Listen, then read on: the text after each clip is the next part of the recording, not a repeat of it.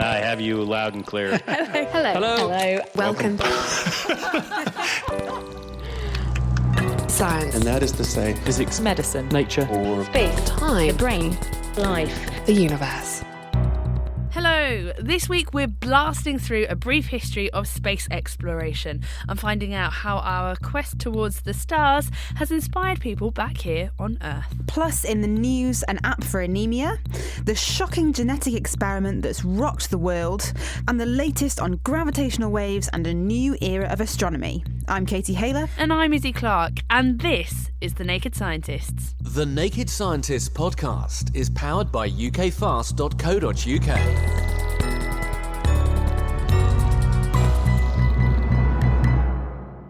Almost 2 billion people worldwide are affected by anemia. They have too few red blood cells. This often needs to be monitored, but that monitoring is inconvenient, time-consuming and costly. Cue Emory University's Robert Menino, who spoke to Chris Smith and has a solution literally at his fingertips. This technology was developed and motivated by the fact that I myself suffer from serious anemia that requires me to receive regular blood transfusions. And as part of that, I get my anemia levels checked quite frequently. Doing this involves me getting myself to the hospital, waiting around in the waiting room, getting a venous blood draw, so getting stuck, and then waiting for my doctor to tell me the results. And I thought there would be a better way to do this. And so I've developed a smartphone app that's able to measure the color of someone's fingernails and correlate that color to a person's hemoglobin level. Now, hemoglobin is a protein that's found in the blood, gives blood its red color, and it's responsible for transporting oxygen throughout the body. And low hemoglobin levels are what defines anemia. And the low hemoglobin levels, they're reflected in changes in the fingernails. How exactly? What are you looking for? We're looking for the color. So because hemoglobin is what gives blood its red color, someone with low hemoglobin levels will have paler fingernails. So how does it work then? What, you literally take a picture of your fingernails, capture the image, and then process the image with the app, and it extracts the colour, and that's what tells you roughly what your hemoglobin level will be? Yes, exactly. A user can download the app on their phone and simply take an image of their fingernails. Based on the color of their fingernails, the app gives an estimate of the hemoglobin level. How good is it, Rob? Is it highly reproducible? If I did this 10 times on myself, would it return the same hemoglobin estimation each time? Yes, so we've shown our results to be, on average, within plus or minus 1 gram per deciliter of the gold standard test for measuring hemoglobin levels, and that's right around plus or minus 10%. And is that good enough? Is 10% good enough for someone with a condition like yours who needs to know what their hemoglobin level is? Would you be comfortable with 10% either side? So right now, the app cannot be used to diagnose or treat conditions, but the accuracy is acceptable, in our opinion, for screening. So someone getting an idea of whether or not they should seek treatment based on the results. I presume that the system would be frustrated by nail varnish, unless it was clear. But what about other defects, lesions, these things, these white marks that we get on our fingernails? Can it get caught out? So you've actually hit the nail on the head with that one. Yeah, it certainly won't work with nail varnish or nail polishes. And like you mentioned, certain fingernail bed irregularities can impact the results. Patients with the white spots on the fingernails or maybe nail bed injuries would not be able to use the system if a significant portion of their fingernail beds are obscured. Now, I'm in the process of developing quality control methods to try to ignore spots and regions on the fingernails like that. A follow-on from that is that a significant number of people who have hemoglobin problems linked to anemia often have dark skin. I'm thinking about conditions like sickle cell anemia, which tend to be in black Africans.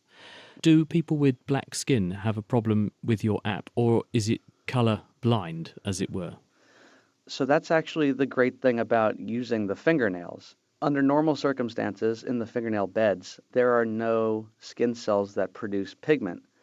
So in normal circumstances, regardless of the subject's skin tone, the color of the fingernails should be the same. And so we actually did studies with patients of many different skin tones. And being in Atlanta, Georgia, we actually have a fairly large sickle cell disease population who was included in the clinical studies that we did. And we didn't show any correlation between skin tone and error. Given that you've got this technology working, you can capture, and in future you're saying you'll be able to better capture images of the nail bed and extract colour information. Could you use this diagnostically or as a screening tool for a range of diseases, not just anemia? Could you extend this to other possible conditions? Because we know lots of diseases do manifest with changes in the nails. Yes, absolutely. So we chose anemia because anemia was really the low-hanging fruit, so to speak.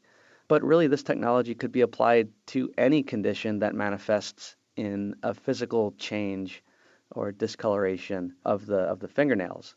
Jaundice, where regions of the body get a yellow color. Some heart conditions manifest in something called cyanosis, where the fingertips become more blue due to circulation issues. Gosh, he beat it to Chris about the line on hitting the nail on the head, didn't he? That idea really does. And that was Robert Menino. The trial they've run on the app was published in the journal Nature Communications. Very exciting work. Now, predicted over 100 years before they were detected for the first time in 2015, gravitational waves won Nobel Prizes for their discoverers and further validated Einstein and his general relativity theory that said that they should exist. Since 2015, the detectors, long tunnels resembling giant letter Ls, have continued to operate, and the scientists working on them have been picking through the cosmic hubbub they've recorded. And from that data, they've been able to tease out evidence of further gravitational wave events corresponding to pairs of black holes merging and neutron stars colliding. It's ushering in a new era of astronomy. This week, 4 more events were announced. And Chris caught up with team member Shane Larson to hear how it's going. When stars reach the ends of their lives, they become these very compact stellar skeletons called a black hole, an object which is so gravitationally strong that nothing can escape it.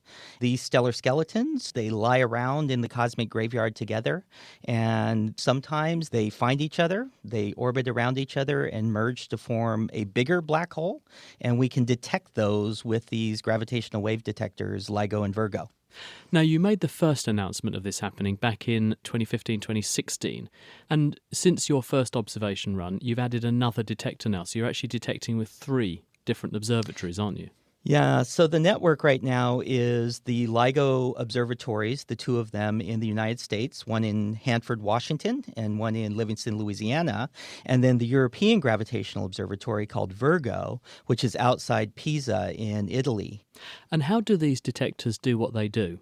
We call them observatories because we're doing astronomy. We're observing the universe. But they are not telescopes in the sense that we're used to thinking about astronomy. They're laser interferometers. So we basically use lasers. They're these gigantic Ls, and the lasers go in 2 directions down what we call the arms. And these gravitational waves, when they come through the detector, they change the lengths of those arms, and we can sense that by timing how long it takes the laser to go down to the end of the arm and back again.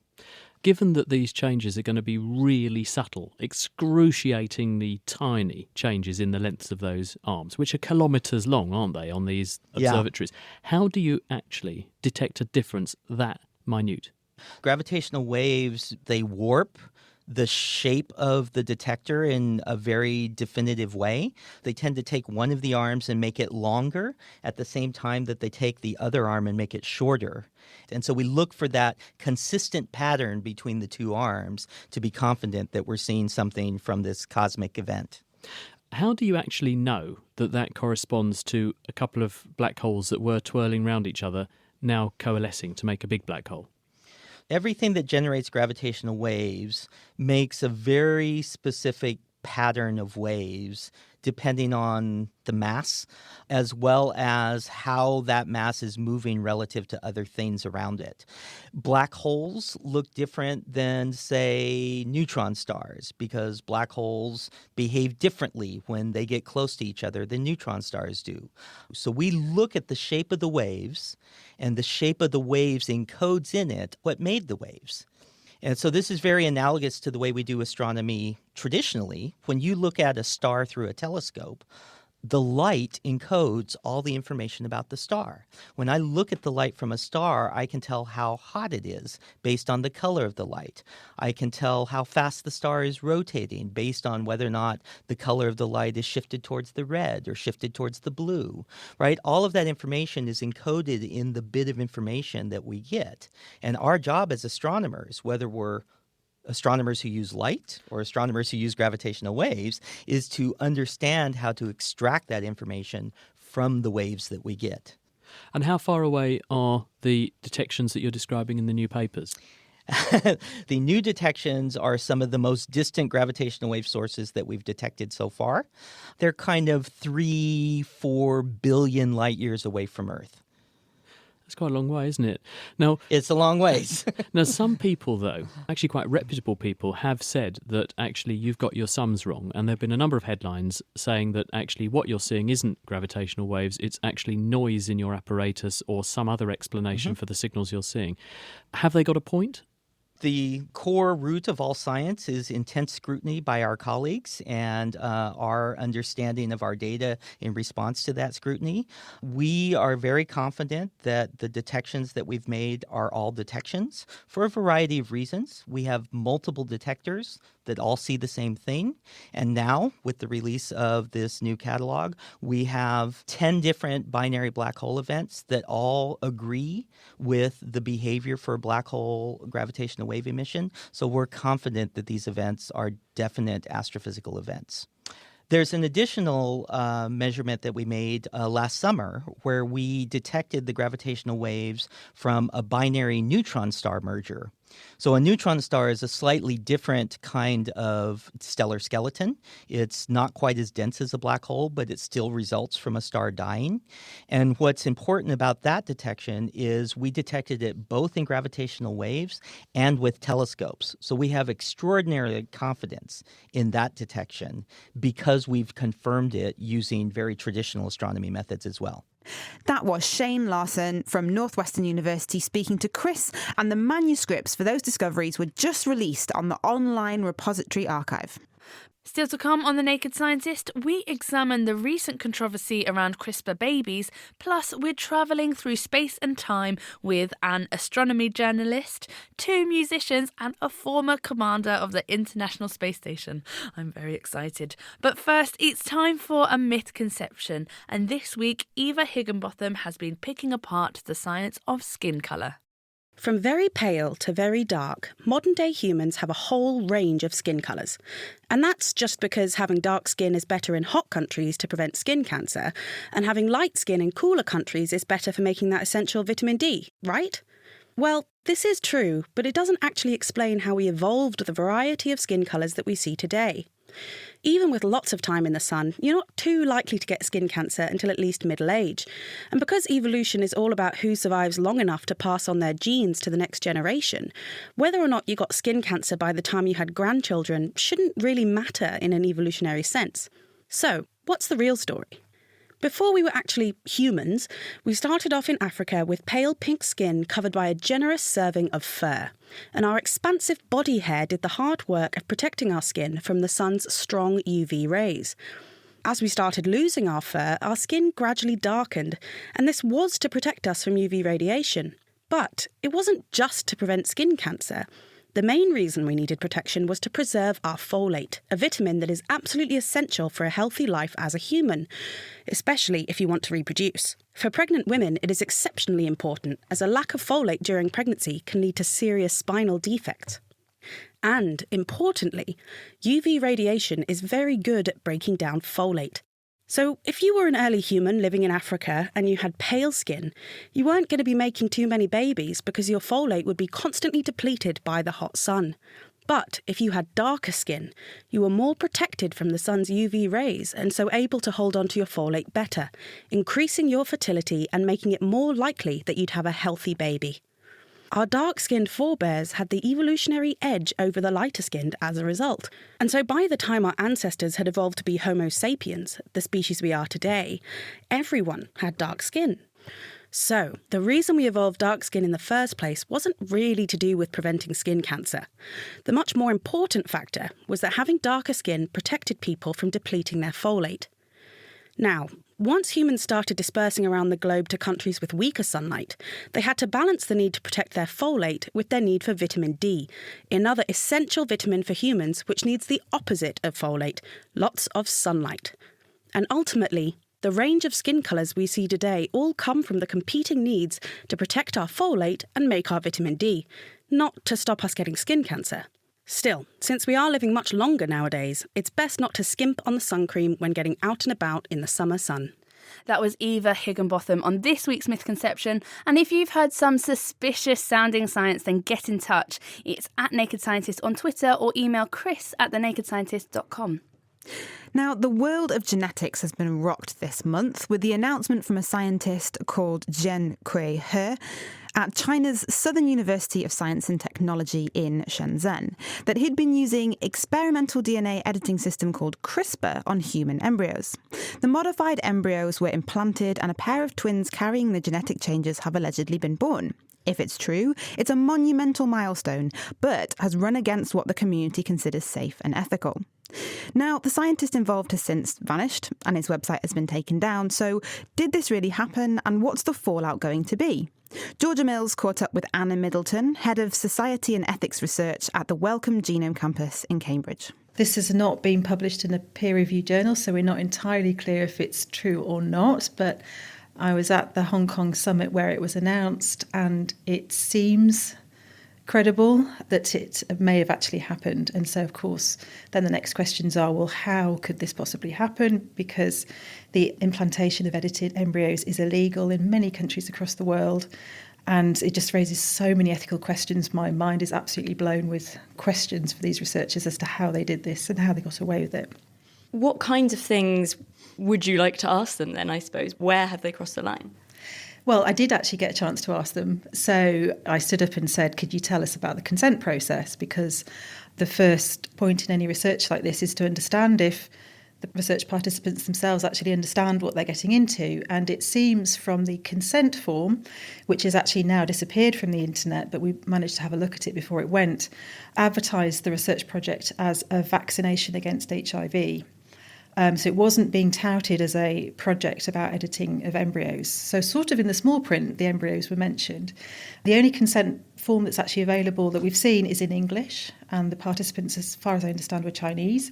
And the form is full of legal jargon and scientific jargon. And if you put it through a readability score, you need at least a degree to understand it in written English. So I think the first point is we could probably say with confidence that the participants didn't understand what they were taking part in. So consent, that's the first issue.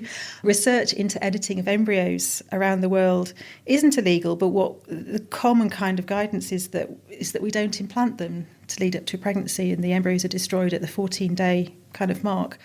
So to actually implant them with the intention of leading to a pregnancy is highly unethical, just really because we don't fully understand the downstream effects of this editing and whether there could be extreme harm induced, particularly in these embryos. You know, you go to edit one gene and other genes are inadvertently edited at the same time, and all the science in this has not been fully completed yet.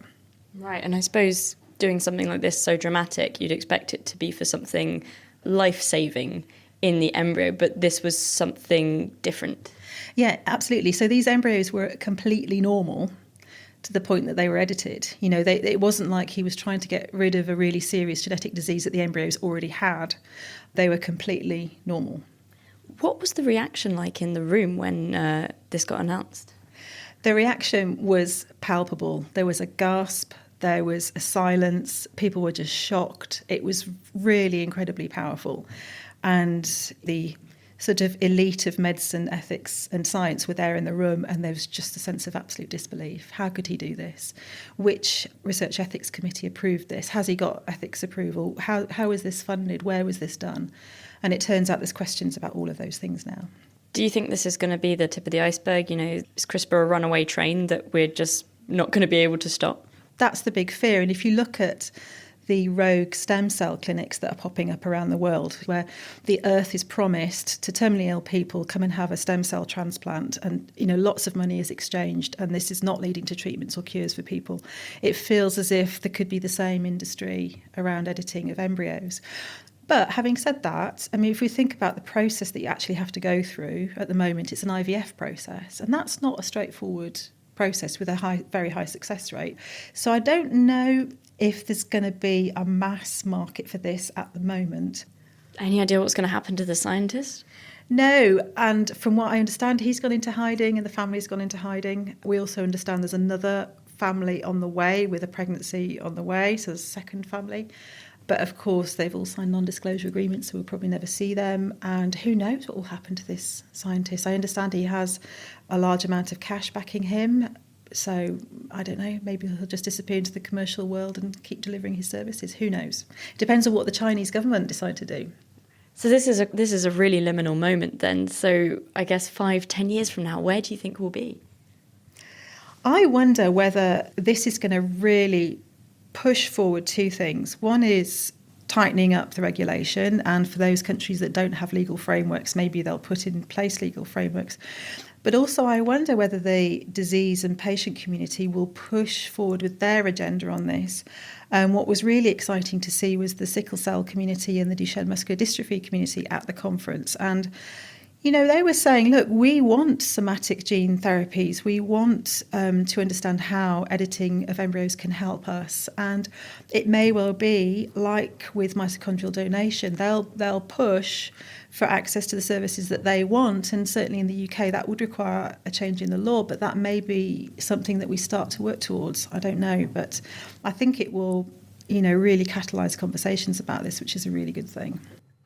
And I'm sure that's not the last we'll be hearing about that story. That was Anna Middleton from the Wellcome Genome Campus in Cambridge, and she was talking with Georgia Mills. And if you'd like to find out more about any of the stories we've covered this week, all the transcripts and their papers can be found on our website, thenakedscientist.com. The Naked Scientists podcast is produced in association with Spitfire, cost-effective voice, internet and IP engineering services for UK businesses. Find out how Spitfire can empower your company at spitfire.co.uk. Ready your rocket and buckle up, because this week the Naked Scientists are blasting through time and space. 5, 4, 3, 2, 1, 0. All engine running. Freedom 7 with astronaut Alan B. Shepard reports turnaround started.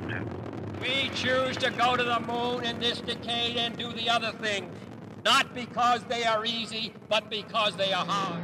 It's one small step for man, one giant leap for mankind. Over the next half an hour, we'll be taking you through the brief history of space exploration and finding out how our quest towards the stars has inspired people back here on Earth. Joining us is space journalist and a fellow of the Royal Astronomical Society, Dr. Stuart Clark. Members of the band Big Big Train, Greg Staunton and David Longdon. And last but by no means least, former commander of the International Space Station and astronaut Chris Hadfield. But when and how did we actually start hunting for stars in the first place?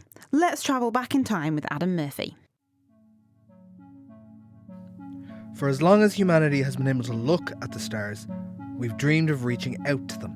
From the tomb at Newgrange in Ireland, aligned with the summer solstice, to the ancient Greeks naming constellations, we've thought about touching the stars since time immemorial.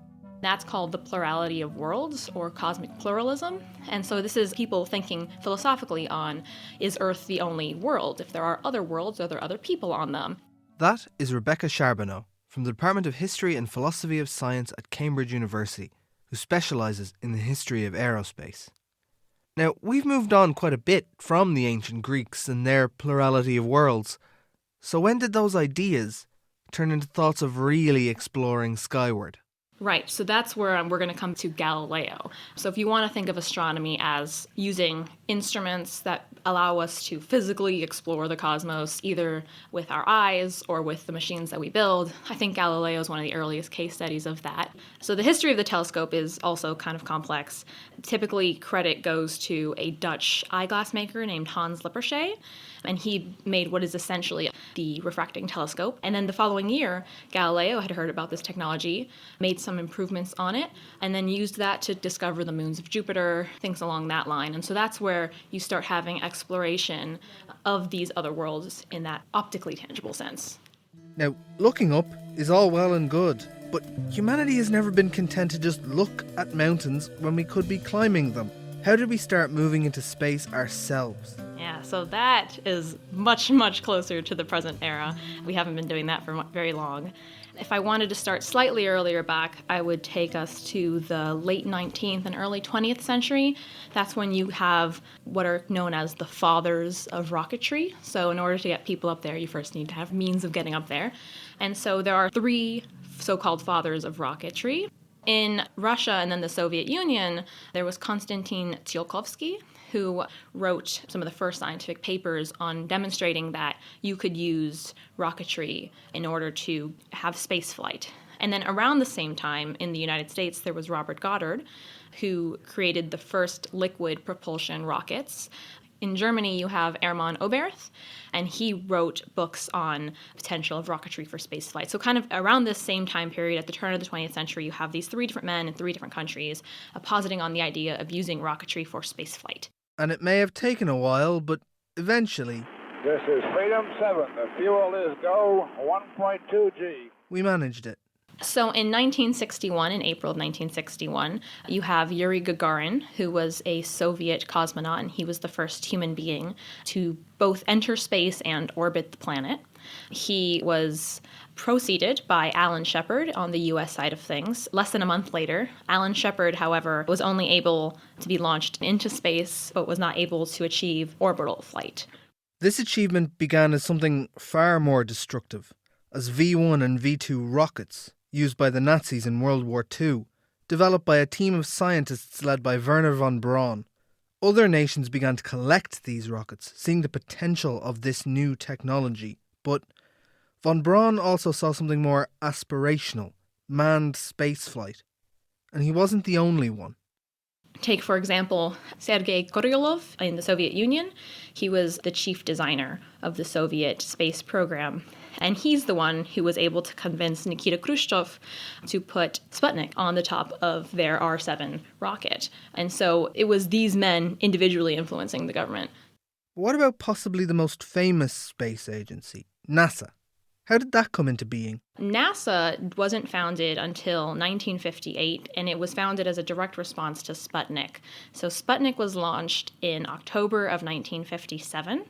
And after Sputnik was launched, this was really alarming. And so then it was then an imperative to be able to compete with the Soviet Union on this level. In the new year, NASA was founded. How successful was NASA at the beginning? So actually, NASA was not very successful against the Soviet Union in the early days of the space race. In fact, the Soviet Union was able to accomplish a large number of objectives that NASA was behind on. So Sputnik, it got the first object in orbit. And then literally a month later, Sputnik 2, which had Laika, the dog, also in orbit. So that's the first Earthling in orbit.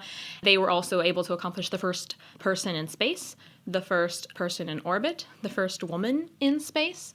They were able to put the first man-made objects on the moon, the first nation to put man-made objects on other planets. So there's a really long list of firsts, and it wasn't until the mid-60s where the Soviet Union really started lagging behind. America emerged the victors of the space race on the 20th of July, 1969.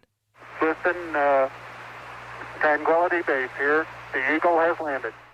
When Apollo 11 put a man on the moon. But how did that change the way we see space? Well, certainly, if you look at the public side of things, it really excited the public imagination. If you talk to anyone who was alive and conscious during the landing on the moon, no matter what nation they're from, they tend to be very excited and talking about how that was a really impactful moment in their lives. So it definitely has a sense of seizing human imagination, and that probably comes back to our roots in history and being fascinated with the idea of other worlds out there. Rebecca Charbonneau there from the Whipple Museum in Cambridge talking to Adam Murphy. Rebecca was also mentioning the Apollo 11 mission, which certainly was a giant leap for mankind. Joining us in the studio is Dr. Stuart Clark, astronomy journalist and fellow of the Royal Astronomical Society. So, Stuart, how difficult was it to get people on the moon? Oh, tremendously difficult. It was a colossal undertaking, and the way they approached it as well, whilst obviously doing everything that they possibly could to guarantee the safety of the astronauts. They were not afraid to take a risk if that was the only way that they could do this in an efficient manner. Remember, it really was a race to get there before the Russians, and they balanced that completely as they developed the program and the technology to get people there and back.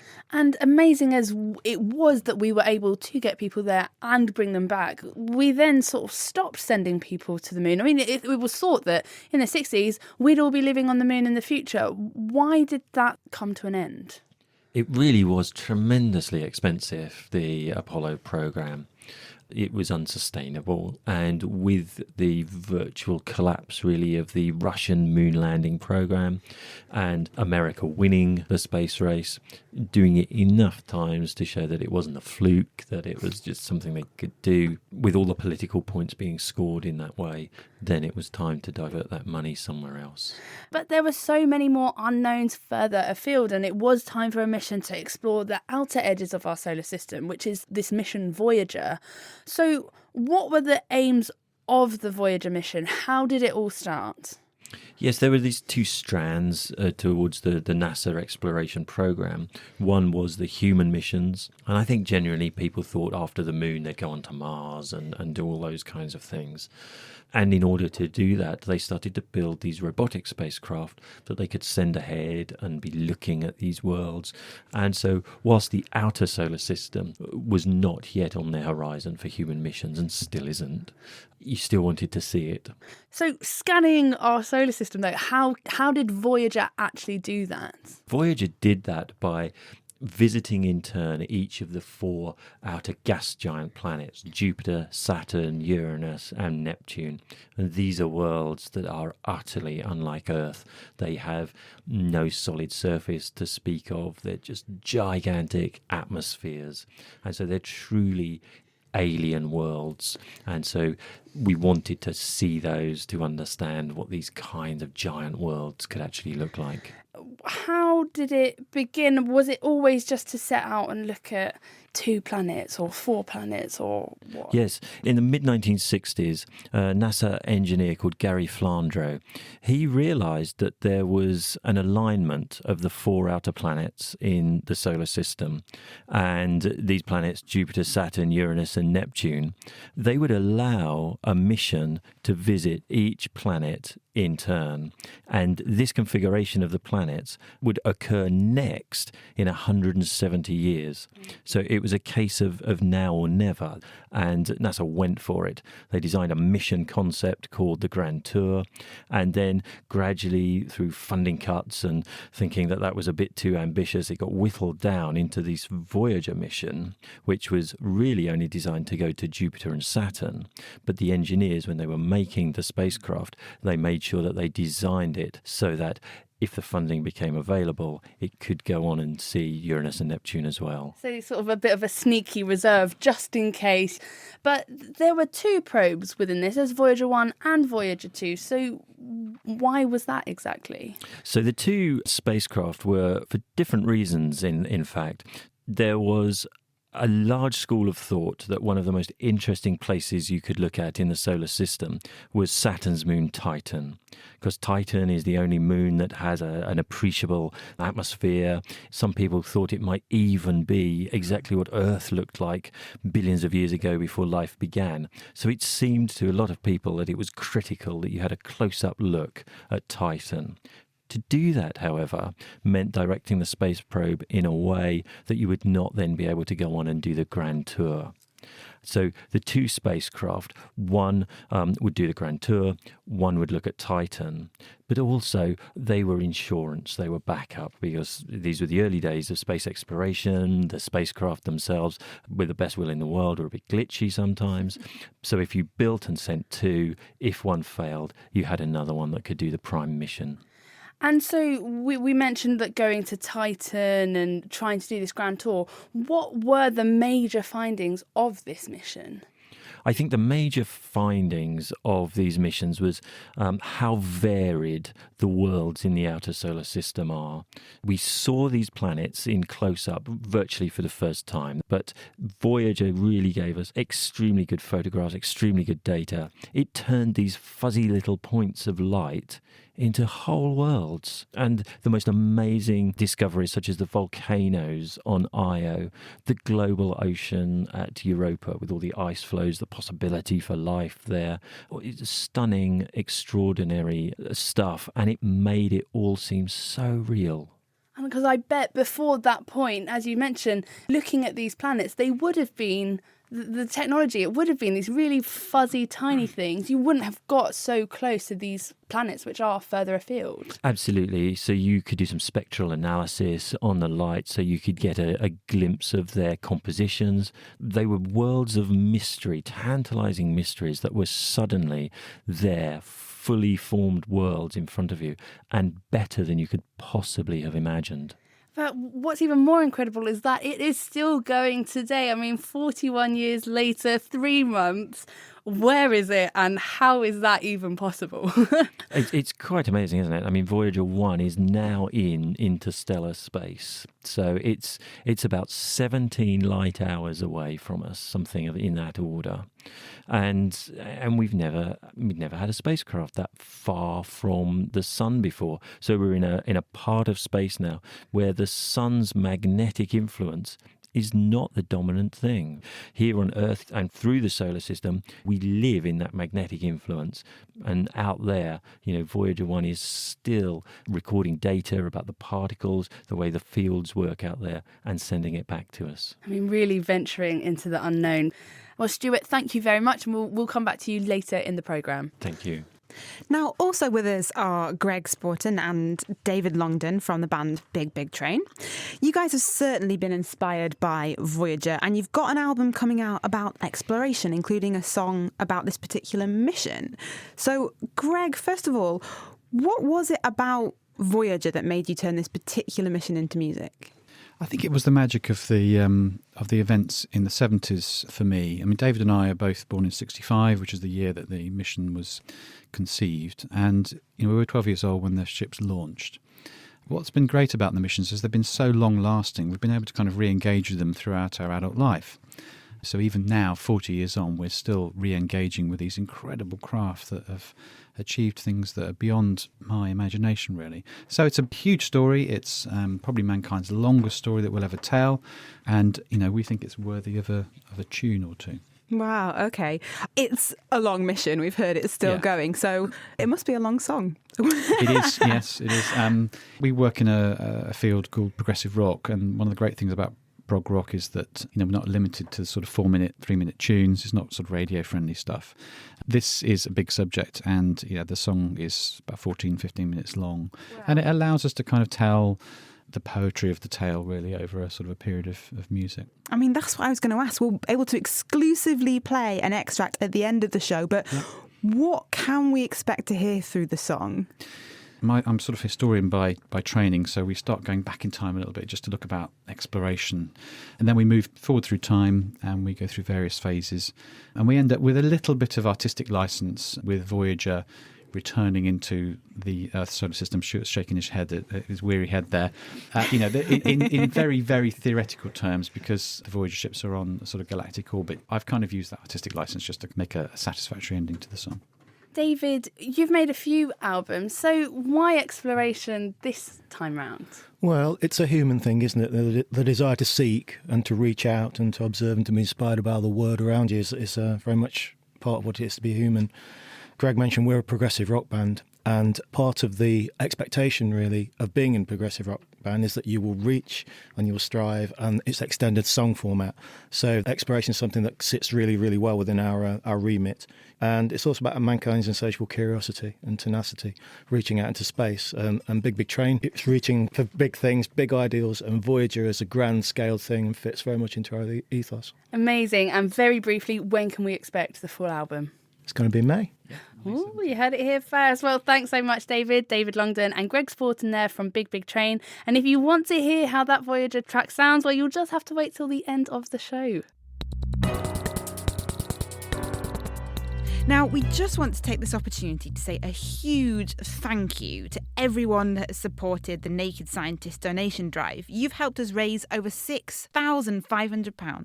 But we've still got a bit of a way to go because we're trying to raise £50,000 before Christmas, and your donations will go towards next year's programming and updating our website. It's been great reading the comments you've left on the donation wall about the podcast. It's really nice to share them around the office. So, sticking with the theme for this week, we want to know what has inspired your love of science. Head to thenakedscientist.com/donate and leave your inspiring stories on our wall. Now, back to the programme.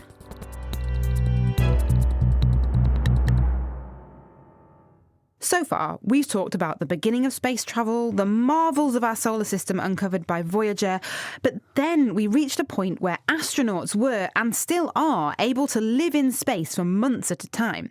And I'm very excited to say that we're now joined by astronaut, former commander of the International Space Station and author of 3 books, Chris Hadfield. Hi, Chris. How are you? Hi, it's such a pleasure to have you on The Naked Scientists. First question for you, what was it like being a commander of the International Space Station? Oh, it was so many things at once. It was a huge amount of work. It was a gigantic thrill. It was a lifetime of dreams coming true. It was a great responsibility, but it was even better than I dreamed of. It was all those things all at the same time. It sounds amazing. Now, how did the International Space Station actually come about? Well, we've been dreaming about space stations since the very first person did the math, but it wasn't until the 60s and 70s that we started building them, early fledgling versions with Skylab and with the Russian Salyut, and then the Russian space station Mir. But all of those were really just precursors to the International Space Station, which is the biggest, best, most capable spaceship that has ever been built. And we were talking about inspiration a little bit earlier on, and I've got to ask, how did your love of space begin? Did you always know that you wanted to be an astronaut? I deliberately decided to turn myself into an astronaut when I was 9 years old.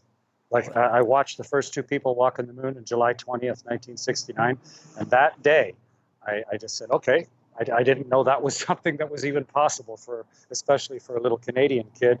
And I thought, but if that's a possibility, if we can walk on the moon, I can turn myself into an astronaut. And so I pursued it from then on. And incredibly enough, I flew in space 3 times and ended up commanding a spaceship. So what are some of the biggest challenges about actually living in space, especially as a former commander? People think it's physical, but that's pretty trivial. The real hard part is mental. It's a huge demand of learning and memory and ability to react to emergency situations. And so it's decades of study and knowing all of the details of your ship and everything else that can happen. And so I studied at it my entire life. And from the day that I decided to be an astronaut until I flew in space was 26 years. And most of that was theoretical, technical study and personal preparation. There's all the other things, of course, the ability to communicate, speak other languages, keep your body in shape, things like that. But far and away, the most demanding part of being an astronaut is the mental task that goes along with it. And a similar question, what was the hardest thing to get used to then? Was that also a mental aspect? Well, it's a tremendous pace of work. You work about 18 hours a day, 7 days a week for 6 months, and you don't ever get to choose what you're doing next. There's mission controls all over the place. And there's one in Houston, one in Moscow, one in Munich, one in Montreal, and one in Tokyo. And they're all telling you what to do down to 5-minute segments for the entire 6 months. So that takes some getting used to, a completely externally dictated life of service. But at the same time, if you have 2 minutes off somehow, you can float to the window and watch the entire world going by at 5 miles a second. Wow. I mean, that is quite a coffee break, isn't it? And that just sounds absolutely amazing. Now, talking of the work that you were doing, what sorts of experiments are run on the ISS? Well, we run about 200 experiments simultaneously. Some of them are looking at the world. Since we go around the world 16 times a day and have been for the last 18 years, it's a wonderful way to be a physician to the world, to take its temperature, to look at its skin condition, to really try and understand the changes over time. We have experiments looking out into the universe because there's no atmosphere in the way, so we have telescopes and things on board. And then inside, you can do all sorts of research where you've taken away gravity. So for how particles behave, how fluids behave, how flame behaves, how the human body behaves, all trying to lay the ground for going further out into the solar system. And then finally, it's a great place to test new space equipment, like how does a toilet work, a carbon dioxide removal system work, how do you keep people psychologically healthy, where do you test all of that equipment? And we do all those things simultaneously on the ship. Wow, okay, so do you have any particular favourite moments? Spacewalking is the best moment you can imagine. To put on your protective spacesuit, to open up the hatch, and to go outside. To be hanging on to the outside of a spaceship with one hand, with the whole world pouring by beside you, and the three-dimensional immensity of the universe all around you. Next time you're in a swimming pool, get down halfway down in the water, and then look down and imagine if the bottom of the pool was infinitely deep below you, and look up and imagine the top of the water was infinitely high above you, and you were suspended in the middle of that. That's what it feels like to be outside on a spacewalk. It's a very humbling, but also brand new way to see our place in the world and in the universe. I bet that has a slightly better view than doing it in a pool, though. That sounds absolutely amazing. Yeah. So, I mean, how did you feel going into a spacewalk like that? Immensely ready. I'd been training for years. I learned to scuba dive when I was 12. I'd spent hundreds and hundreds of hours developing and inventing that spacewalk. I'd even helped them design the training equipment and models that we would use, the full-scale mock-ups that we used underwater. It had been a huge part of my life for longer than a university degree just to get ready for that spacewalk. So I felt immensely ready for it, but also kind of recognizing that this was a peak moment of my life to go out and be trusted to do this thing. It's very dangerous. It's also just personally and professionally magnificent. So it was a great experience. And throughout this show, I mean, we've whizzed through the history of exploring our solar system. But Chris, what do you think the future of exploring space will be like? I think it'll just mirror the extension of the history of exploration of the surface of the Earth. We used to all live in Africa, and over 70,000 years, we've spread everywhere that our technology will take us and allow us to stay, including in the last 100 years to living at the South Pole and in Antarctica with pretty high level of comfort. And for the last 18 years, living on board a spaceship orbiting the world continuously on the International Space Station. So it's really just our own imagination and technology that limits us. And so I think it will take us from the space station to orbiting the moon, to the surface of the moon, and not just to explore like we've done, but to actually make that part of the normal human experience where people will be living on the moon. Seems fanciful, but so did living on the space station or living in Antarctica not very long ago. And once we've sorted out a lot of the technology living on the moon, it'll open our ability to go even further, eventually Mars and beyond. I was just going to ask, I mean, we've heard a lot about exploring Mars. So if humans could go there, would you want to explore the Red Planet?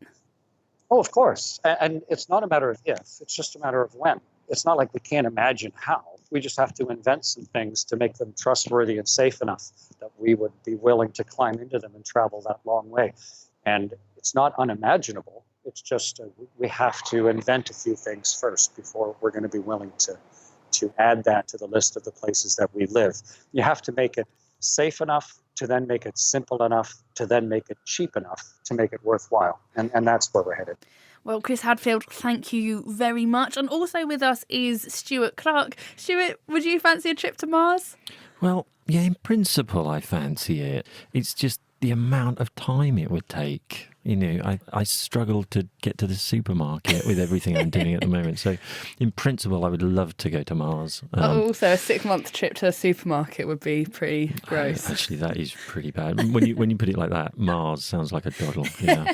So, there are quite a few missions that are looking to Mars. So, what's going on? What are some of the latest things that we've seen? Yeah, so just in the last week or so, we've had NASA's InSight mission landing on the planet. And this is a really interesting scientific mission because it's all about the interior of Mars. It's all about looking inside, seeing how that planet is made, how active it remains today. And this is a big, big thing because we think of Mars today as being almost a dead world, but there's no guarantee of that. There could be, magma on the move down there, which means that in principle you could have the volcanoes come back to life. So looking inside the planet, we want to see how dead or alive is Mars.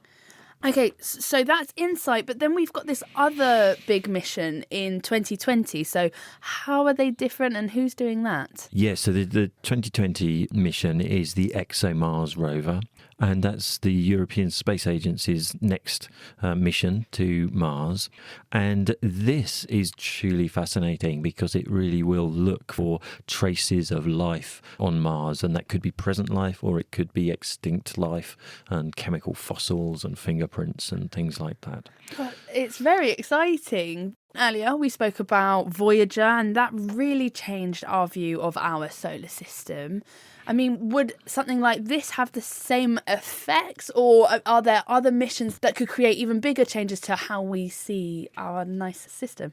If you were to find evidence of life on Mars, I couldn't imagine a bigger scientific discovery at the moment, because you can see whether it looks like Earth life or is it completely different. And whichever answer you get, that's really significant for telling us about life on Earth and how unique or not we are, how we evolved, all of those sorts of fundamental biological questions. Now, looking beyond ExoMars and into the sort of the wider universe, the biggest mission to be looking at is the James Webb Space Telescope.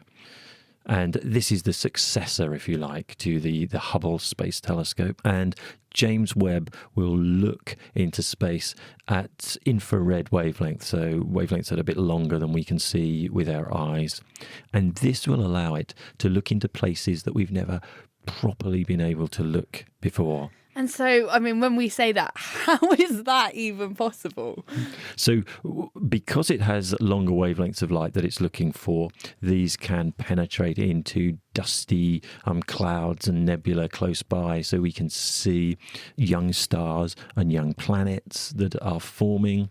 It will also be able to look into the very far distant universe where light is stretched by the expansion of the universe out of the visible into the more infrared wavelengths. It will be looking for the way that galaxies form. It may stand a chance of even seeing possibly the first stars that were there in the universe, which we've never seen before. So it's basically an all-seeing, very impressive time machine to an extent. Yeah, absolutely. It's a general purpose observatory that will look at the universe in a way we haven't yet been able to look at in this detail.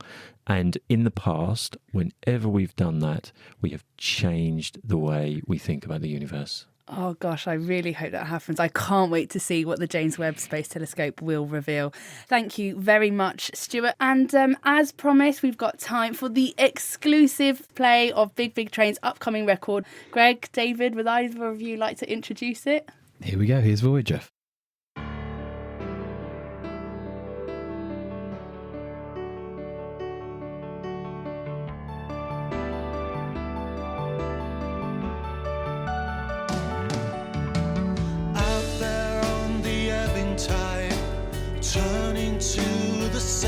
sun, out into the great sea, to the pillars, and then further on, sailing north beyond the gates, off the charts and out of time, wanderers beneath the stars, voyagers on unknown paths, heading further out to walk a distant shoreline, to reach the source of a river, mountains of bamboo, beyond the next headland, over the far horizon, out into the open seas, to find out who we are.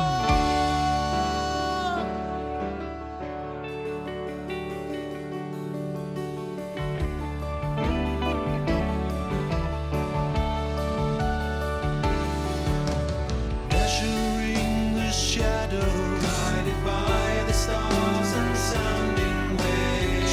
The arrow flies with birds to read the signs that distant trace. Men changed into standing stones, and water turned to ice. And the sun has gone to rest, a wilderness, an emptiness. Heading further out to walk a distant shoreline, to reach the source of a river, beyond the next headland, over the far horizon, out under the open skies, see how far we've come.